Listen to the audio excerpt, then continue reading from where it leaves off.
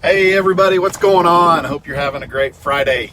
I'm out running errands with my wife, and while she's in the store, I thought I'd do a quick video today.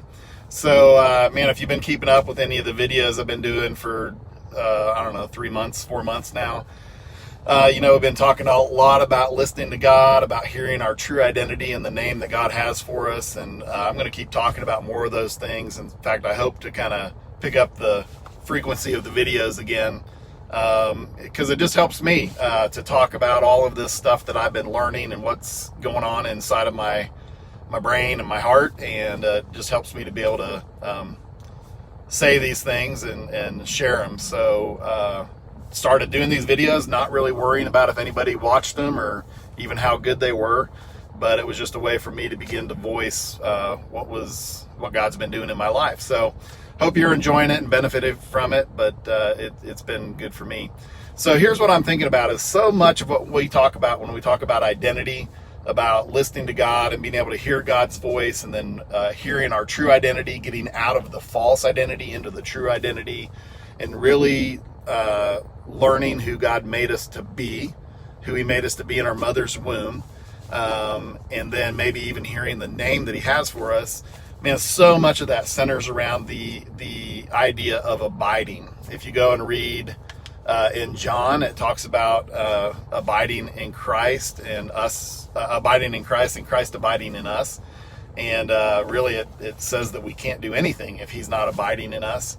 And so, this idea of abiding always makes me think of an abode or your home.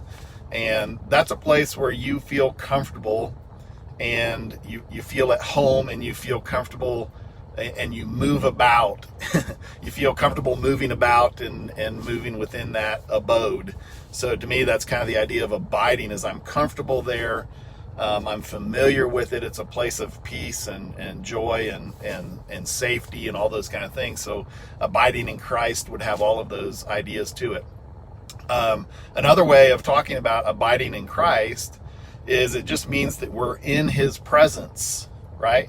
Now we know that God is omnipresent, which means He is everywhere. There's nowhere that we can go where we're not in God's presence.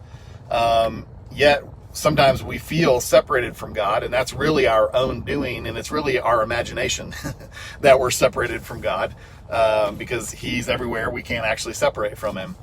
So this idea of abiding is really being in God's presence, or if you've been around church world for long, there's the idea of practicing the presence of God. You've probably heard that. I think there's even a book titled that.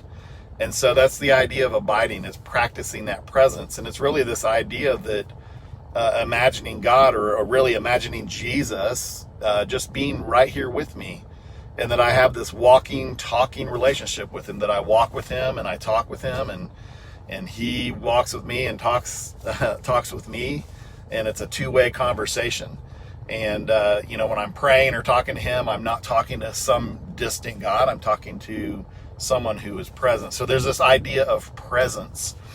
And was having a conversation with my good friend JD, who had a conversation with our good friend Jamie the other day, and this was just rolling around in my head the other night, and I woke up with all of those words in my head: of abiding, of presence, of present, of departing, and being absent.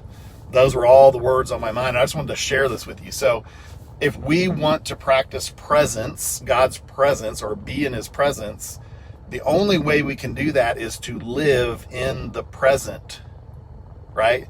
So we cannot really experience or experientially know God's presence. In other words, we can't abide if we decide that we're going to take a trip to the future, and all of the what ifs and the worries and the scenarios that we play in our head, of which 90% never happen, or go to the past and have all these guilt trips and I wish I would have and could have and all of those kind of things.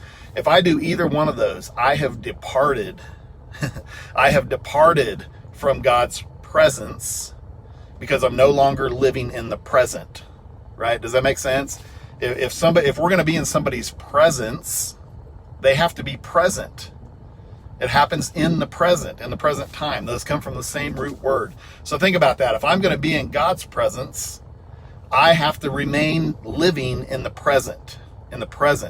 being aware and being fully conscious of the current moment and living in it fully, not taking road trips to the future, not taking road trips to the past, but remaining in the present. Because the minute I go to the future and worry about something, or the minute I go to the past and have regrets and guilt and all those kind of things, I have just departed out of God's presence. Now, he's still present, but what we've done is basically turn our back, and we miss his presence.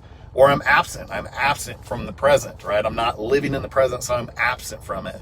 And I can't experience God's presence when I do that. Okay?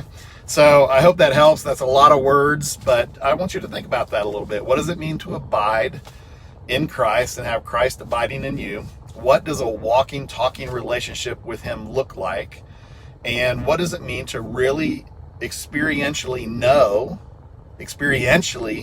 his presence? Not just head knowledge, but experientially know, to actually experience it. What does it mean to actually experientially know his presence? And I want you to think about the only way to do that is to remain in the present. The only way to really experience God, experientially know God's presence, is to remain in the present. I cannot be absent, and I cannot depart to the past or to the future if that's what I want to experience. So think about that today. I hope that helps you a little bit. I hope you can learn like I'm learning. I'm still learning. This is something I've really been studying a lot, reading a lot, and actually trying to practice. The important part is putting it into practice of abiding or experiencing God's presence. So hope that helps you. Have a great Friday, and we will talk again soon. See ya.